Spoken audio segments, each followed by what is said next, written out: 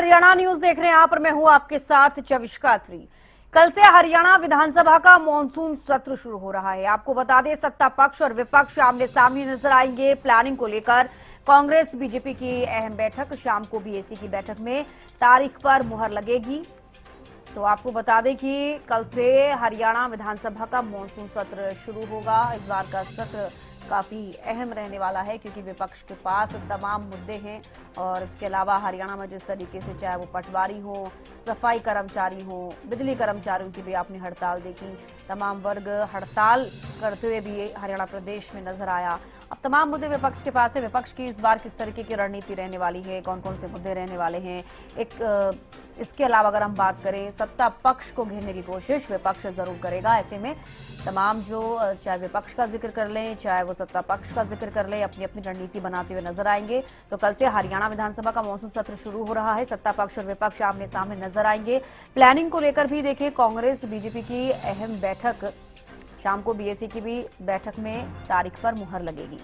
तो एक तरफ कांग्रेस अपनी बैठक कर रही है, एक तरफ बीजेपी भी रणनीति बनाने के लिए बीजेपी की भी बैठक है। इसके अलावा बीएसी की बैठक में तारीख पर मुहर लगेगी। अब देखना होगा किस तरीके की रणनीति कांग्रेस की और बीजेपी की देखने को मिलती है।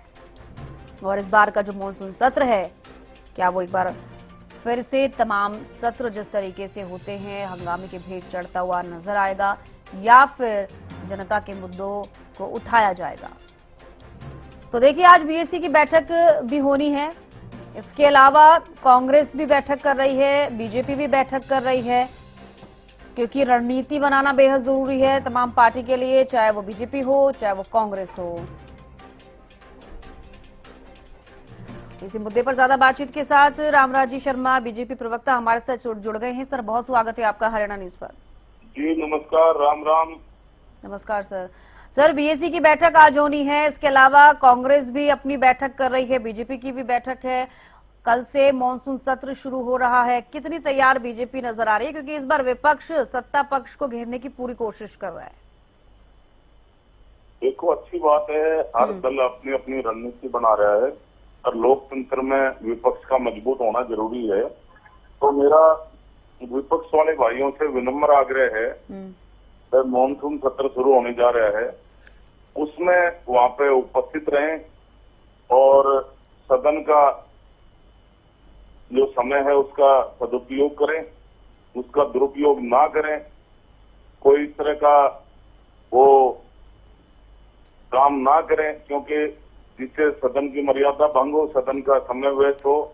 क्योंकि पिछला इतिहास विपक्ष वाले भाइयों का ऐसा रहा है, वो सामना करने से डरते हैं, बाहर आगे शोर मचाते हैं। जैसे आपने संसद सत्र देखा, मॉनसून सत्र, वहां भी ऐसे ही किया विपक्ष ने। और पिछला इतिहास विपक्ष का ऐसे ही रहा है, अपने अपने क्षेत्र की समस्या उठाएं। माननीय मुख्यमंत्री जी, माननीय मंत्रीगण वहां पे उपस्थित रहेंगे, उनकी समस्याओं के समाधान के लिए, उनकी बातों का जवाब देने के लिए, उनके प्रश्नों का जवाब देने के लिए। और हरियाणा का जो विकास चल रहा है, हरियाणा में जो विकास रथ चल रहा है, डॉक्टर नायब सिंह सैनी जी उसके सारथी हैं, उसमें भागीदार बने और हरियाणा के विकास में अपनी आहुति डालें। और कोई सदन का फालतू का शोर शराबा करके सदन का समय नष्ट ना करें, क्योंकि ये हरियाणा की जनता है, भगवान रूपी जनता देखती रहती है। और इसलिए विपक्ष के पास में कोई ठोस मुद्दा नहीं है। वो विपक्ष जनता ने नकार दिया, जनता द्वारा नकारे गए लोग हैं, बौखलाहट में उल जुलूल बातें करते हैं, उल जुलूल फैसले लेते हैं। सच्चाई ये है कि जनता ने इनको नकार दिया। ये धरातल इनका कुछ भी नहीं है, धरातल इनका खत्म हो चुका है। और जिस तरह से 66,500 करोड़ का MOU साइन हुआ है, जिस तरह से इन्वेस्टर की पसंद हरियाणा बढ़ता जा रहा है, ये हमारे लिए गौरव की बात है। ये हमारे जो मुख्य सेवक हैं डॉक्टर नायब सिंह सैनी जी, उनकी उपलब्धि है, उनका व्यक्तित्व है। और सबका साथ, सबका विकास, सबका विश्वास, इस पैटर्न पर हमारी सरकार काम करी है। ये डॉक्टर नायब सिंह सैनी जी का हरियाणा, नशा मुक्त हरियाणा, अपराध मुक्त हरियाणा, भ्रष्टाचार मुक्त हरियाणा। ठीक है सर, मैं लौटूंगी आपके पास। कांग्रेस प्रवक्ता बजरंग दास जी हमारे साथ जुड़ गए, सर बहुत स्वागत है। और इनेलो प्रवक्ता विजेंद्र रेणु जी भी हमारे साथ जुड़ गए, सर आपका भी बहुत स्वागत है। बजरंग दास जी, आपका मैं अब रुख करना चाहूंगी। कल से मानसून सत्र हरियाणा में शुरू हो रहा है। अब सबसे बड़ा सवाल ये, विपक्ष कितना तैयार है इसको लेकर, क्योंकि कांग्रेस की भी आज बैठक है, बीजेपी की भी बैठक है, बीएसपी की बैठक भी है, जिसमें कि अवधि को लेकर, समय अवधि को लेकर भी मुहर लगती नजर आएगी। कितनी तैयार कांग्रेस अपने आप को समझ रही है? देखिए मैडम जी, कांग्रेस तो कई दिन से तैयार है। इससे पहले भी हमने विधायक दल की बैठक बुलाई थी, सब विधायकों को बुलाया था, सबकी ड्यूटियां लग गई, एजेंडे तैयार है। हमारे लाइन ऑर्डर के ऊपर बात करेंगे, हरियाणा कौशल रोजगार निगम के ऊपर बात करेंगे, महंगाई पर बात करेंगे, यहाँ तक कि बेरोजगारी लगातार बढ़ रही है उस पर बात करेंगे, नशा बढ़ रहा है उस पर बात करेंगे, कच्चे कर्मचारियों पक्का करना उन पर बात करेंगे, शहर के विकास को कर लिए उसके लिए बात करेंगे, स्कूलों के अंदर मास्टर नहीं, हॉस्पिटलों में डॉक्टर नहीं, उनके लिए बात करेंगे। हर मुद्दे को हम तक करेंगे। और जहाँ सरकार हमारी बात का जवाब नहीं देगी, सरकार हमारी सुनाई नहीं करेगी, तो काम रोको प्रस्ताव भी लाया जाएगा। आज लाइन ऑर्डर की स्थिति बद से बदतर हो चुकी है। एक दिन में डेली 4-5 मर्डर हरियाणा के अंदर हो रहे हैं। जेलों में बैठे अपराधी फरोख्ती मांग रहे हैं, विदेशों में बैठे अपराधी फरोख्ती मांग रहे हैं, मंथली मांग रहे हैं, गोली चला रहे हैं। और ये कह रहे हाँ ये गोली हमने चलवाई, ये फरोख्ती हमने मांगी, ये हमारा कहेंगे, अगर पैसे नहीं देंगे तो जान से मार देंगे। यहाँ तक भी धमकी दी जाती है। हमने जितनी हत्या की है पुलिस कस्टडी में की है, जैसे ही पुलिस कोर्ट की ले लो तो कुछ भी ले लो, पैसे तो देने ही पड़ेंगे, नहीं दोगे तो आपके खिलाफ सख्त कार्रवाई की जाएगी। ऐसे हालात है। आज नशा आपके सामने गली गली नशा बिक रहे हैं, नशे का बुरा हाल है, कॉलेज के बाहर नशा बिक रहे हैं, युवा पीढ़ी में सेकंड दल में दस्ती जा रही है। जिसका मुख्य कारण एक ही है कि हरियाणा में लगातार बेरोजगारी का बढ़ना। जब हरियाणा में बेरोजगारी बढ़ी है उसके कारण नशा बढ़ गया, नशा बढ़ा तो अपराध बढ़ गया। सरकार को बेरोजगारों को रोजगार देने के लिए कठोर कदम उठाने की जरूरत है। आज 1,80,000 सरकारी पद खाली पड़े हैं। क्यों खाली पड़े हैं? उनकी भरपाई क्यों नहीं करते? तो आपने वादा किया था कच्चे कर्मचारी पक्के करेंगे, क्यों नहीं पक्के करते? आप सफाई कर्मचारियों से वादा कर लिया, 13 मई को 17 मांगों पर का फैसला हो लिया, उसको लागू क्यों नहीं करते? रिटर्न में फैसला हुआ, 22 मांगे थी, 17 पे सहमति बनी, तो क्यों नहीं लागू करते? सरकार को तुरंत प्रभाव से लागू करना चाहिए। आज पटवारी भी हड़ताल के ऊपर है, सफाई कर्मचारी हड़ताल पर है, पहले आपके सामने है, पहले वो रोडवेज के कर्मचारी हड़ताल पे थे, कभी बिजली बोर्ड के कर्मचारी हड़ताल पे, कभी आंगनबाड़ी के हड़ताल पे चले जाते हैं। ये सरकार अपने सरकारी कर्मचारियों को सरकारी कर्मचारी संतुष्ट नहीं कर पाती तो आम जनता को कैसे संतुष्ट करेगी? हरियाणा में जनजागृति के ढेर लगने के कारण बीमारी फैल रही है, महामारी फैलने का डर बना हुआ है और सरकार ध्यान नहीं दे रही किसी प्रकार का। सरकार को चाहिए अब सरकार तुरंत प्रभाव से सफाई कर्मचारियों से बातचीत करके उस समस्या का समाधान करना चाहिए सरकार को तुरंत प्रभाव से। ठीक है सर, लौटूंगे मैं आपके पास। विजेंद्र रेणु जी भी हमारे साथ जुड़े हुए हैं। विजेंद्र जी, अब आप कैसे देख रहे हैं? मानसून सत्र भी कल से शुरू हो रहा है, अब आपकी कितनी तैयारी है? क्योंकि देखिए, एक सबसे बड़ा सवाल ये है कि जब भी कोई सत्र आता है, जनता से जुड़े हुए मुद्दों को उसमें उठाया जाता है। जिस तरीके से चाहे वो विपक्ष हो, चाहे वो आपकी पार्टी हो, लगातार आप लोग कह रहे हैं कि बीजेपी सरकार में हर वर्ग दुखी है, जनता को दुखी होती हुई नजर आ रही है, तमाम वर्ग हड़ताल कर रहे हैं, तो कितनी तैयार है INLD? हाँ, तो इसका भी देखिए, इंडियन नेशनल लोकदल पार्टी हर बार हर सेशन में, साल में 3 सेशन जरूर होते हैं, विंटर का सेशन हो, चाहे बजट सेशन हो और चाहे ये मानसून सेशन हो। हर सेशन में इंडियन नेशनल लोकदल पार्टी जो है पूरी मजबूती के साथ और एक अच्छे विपक्ष की भूमिका में रह करके वहाँ पर सवाल जवाब करने का काम करती है और सरकार से आंखों में आंखें डाल करके सवाल पूछने का काम करते हैं। इस बार भी इंडियन नेशनल लोकदल पार्टी के 2 विधायक अर्जुन सिंह चौटाला और आदित्य देवलाल जी की तरफ से 10 से 12 जो है ना हमने मोशन और स्टार क्वेश्चन यहाँ पर डाले हैं, जिसमें कानून व्यवस्था को लेकर के, बिजली को लेकर के, नहर और पेयजल समेत कई मुद्दों पर हम वहाँ पर प्रश्न पूछेंगे। विशेष करके आदित्य देवीलाल ने एक विशेष प्रश्न वहाँ पर डाला है, जिसके लिए जो लंपी रोग जो है, जिसमें पशुओं में एक लंपी रोग आया हुआ है, उसके बारे में उसकी जो स्टेटस रिपोर्ट है उसको जानने का काम करेंगे। अर्जुन चौटाला जी ने एक अन्य क्वेश्चन लगाया है। आज हरियाणा प्रदेश में गवर्नमेंट ने भी लगभग 1100 स्कूलों को और बंद करने का काम किया। पहले लगभग 4800 से 5000 के बीच में मनोहर लाल जी के टाइम में स्कूल बंद किए थे, लेकिन अब और 1100 स्कूलों के बंद करने पर विचार चल रहा है। उसके बारे में भी सवाल जवाब सरकार से करने का काम किया जाएगा। और इंडियन नेशनल लोकदल पार्टी, जैसा सभी को पता है, हम पूरी मजबूती के साथ और विधानसभा सदन में रह करके आखिरी टाइम तक, जब तक सेशन चलता है और जितने भी दिन चलता है, प्रत्येक दिन और पूरे समय उनके साथ रह करके उनसे सवाल जवाब करने का काम करते हैं। और मैं तो कांग्रेस वाले भाइयों से भी निवेदन करना चाहूंगा, वो सदन का बहिष्कार करके बाहर जाने की बजाय वहां बैठ करके सरकार को घेरने की कोशिश करें और अर्जुन सिंह चौटाला और देवीलाल चौटाला से हाथ मजबूत करने का काम करें। यदि ये प्रश्न नहीं पूछ पाते हैं या सवाल का जवाब नहीं ले पाते हैं, तो कम से कम इंडियन नेशनल लोकदल पार्टी के विधायकों को मजबूती प्रदान करने का काम करे। और सरकार से भी निवेदन करना चाहूंगा कि सरकार जो है ना, हालांकि इन्होंने कोई ज्यादा 3 ही दिन सेशन चलेगा, ये बीच में 3 दिन की छुट्टियां भी आ गई हैं, तो विपक्ष को पूरा समय दिया जाना चाहिए और उनको बिल्कुल सरकार की जवाबदेही बनती है, जवाब तलबी बनती है। विपक्ष उनको सवाल पूछेगा तो पूरे सवालों का जवाब उनको ठीक प्रकार से मिलना चाहिए, संतुष्ट किया जाना चाहिए। सेशन का एक ऐसा वक्त होता है जिसको पूरा प्रदेश के जो जागरूक लोग हैं वो सभी देखते भी हैं, सुनते भी हैं, पढ़ते भी हैं और उसका विश्लेषण भी करने का काम करते हैं। इसलिए सरकार को शांति प्रिय ढंग से पूरे विपक्ष के सवालों को पूछे और उनका जवाब दे, गोल मोल करने का प्रयास ना किया जाए। कई बार हमने देखा है कि सेशन में प्रश्न का जवाब देते हैं, लेकिन उसके बाद जब सप्लीमेंट्री क्वेश्चन उसके ऊपर पूछे जाते हैं तो उसका समय नहीं दिया जाता पूरा। एक ही सप्लीमेंट्री पूछ सकते हैं, 2 ही सप्लीमेंट्री पूछ सकते हैं। जब आंसर आता है तो उसके ऊपर निश्चित तौर पर डाउट क्रिएट होते हैं और वो डाउट क्रिएशन जो है ना दूर करवाने जरूरी होते हैं। तो सरकार सप्लीमेंट्री क्वेश्चन का भी सही तरीके से जवाब देने का काम करे, ताकि जो आंसर दिया गया है उसका स्पष्टीकरण हो सके और जनता को भी समझ में आ सके। आज प्रदेश में सविस्कारी जो हालात बने हुए हैं, खास करके 2 मुद्दों पर मैं जरूर कहूंगा। एक तो जो करप्शन के हालात बने हैं, उसके लिए सरकार अपनी नीति बताए कि किस प्रकार से वो करप्शन को रोकने का काम कर रही है। अब तो इन्होंने जनता के भरोसे ही छोड़ दिया कि जनता रिपोर्ट करेगी तो सरकार कार्रवाई करने का काम करेगी और जो पैसा होगा वो वापस दिया जाएगा जनता का।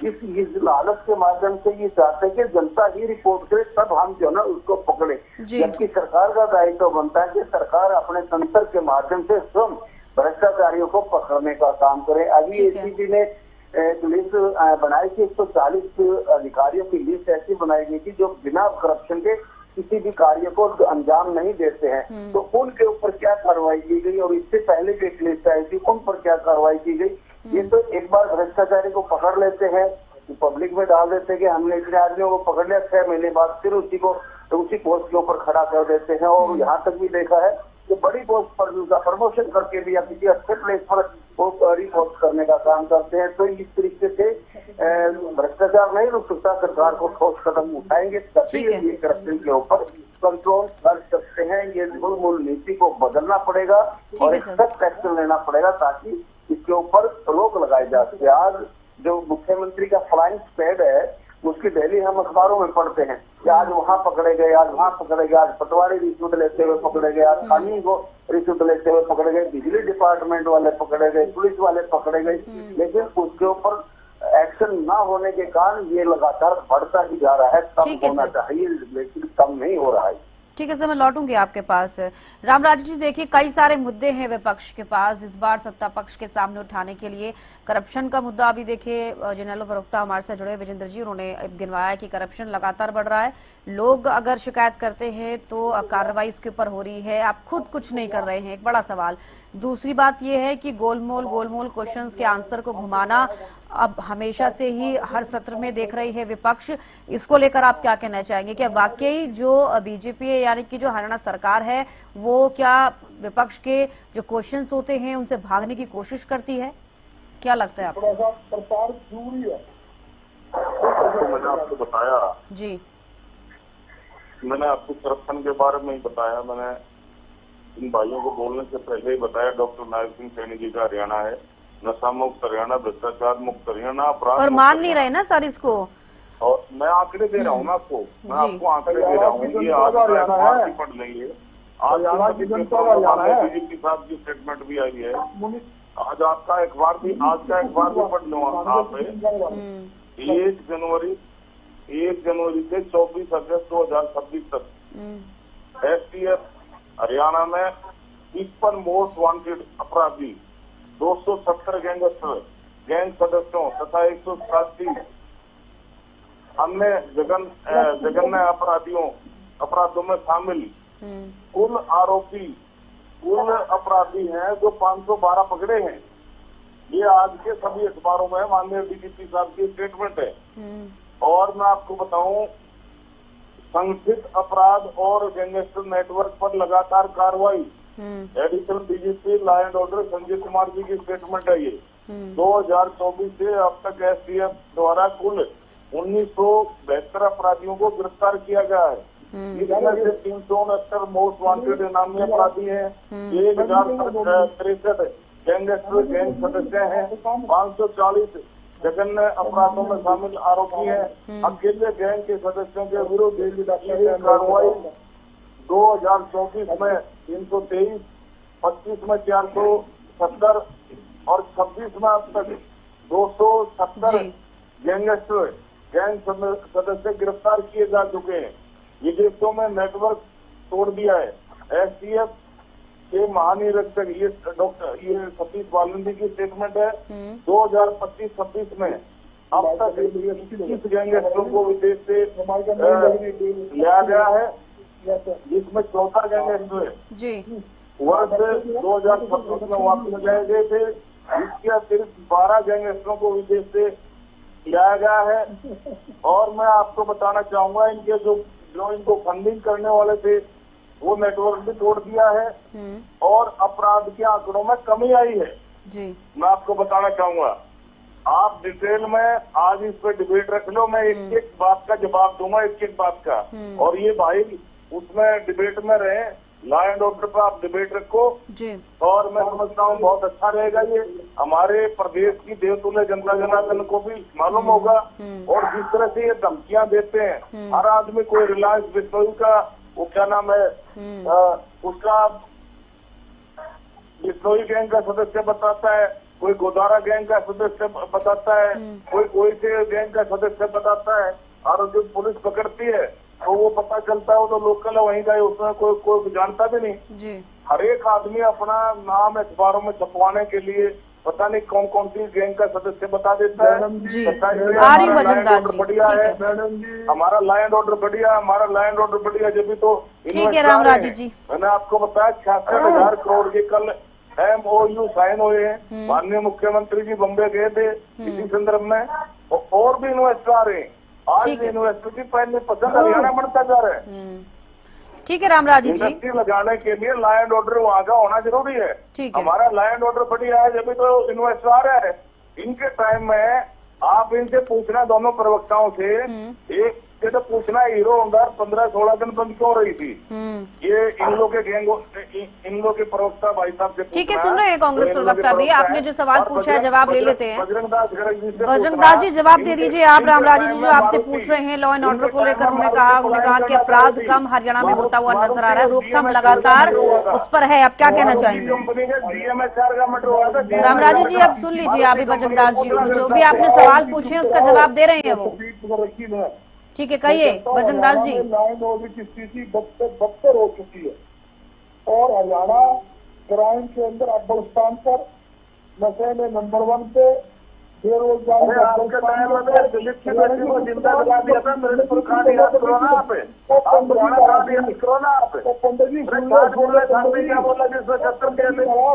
कंपनी आके पलायन कर रही थी, उसका DMA हो गया था, बड़ा मुश्किल से रोका उसको।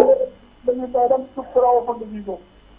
रामराजू जी आप सुन लीजिए बजरंगदास जी को, फिर उसके बाद आप बोलेगा। ठीक है, व्यापारी सुरक्षित है, ना उद्योगपति सुरक्षित है, ना आम जनता सुरक्षित है, ना बहन व्यक्ति सुरक्षित है। ये कहते हैं लॉ एंड ऑर्डर की स्थिति, लॉ एंड ऑर्डर की स्थिति बिहार और यूपी से भी ज्यादा खराब हो कहीं है। वो हरियाणा के अंदर है। आज हालात तो ये हो रही है, ये कहते हैं हमने नूह पकड़ लिए, हमने नूह पकड़ लिए। जिस जिसके नाम के गैंग जिन्हें नाम बताए हैं, खुले आम गैंग के नाम लेकर 88 गैंग अपराधियों के 88 गैंग हजारा में चल रहे हैं और खुले आम फरोख्ती फायरिंग मंथली ले रहे हैं, लोग दे रहे हैं डरका मारी। और पुलिस प्रशासन कहते भी अपनी सुरक्षा खुद कीजिए। अरे तुम किस वास्ते हो?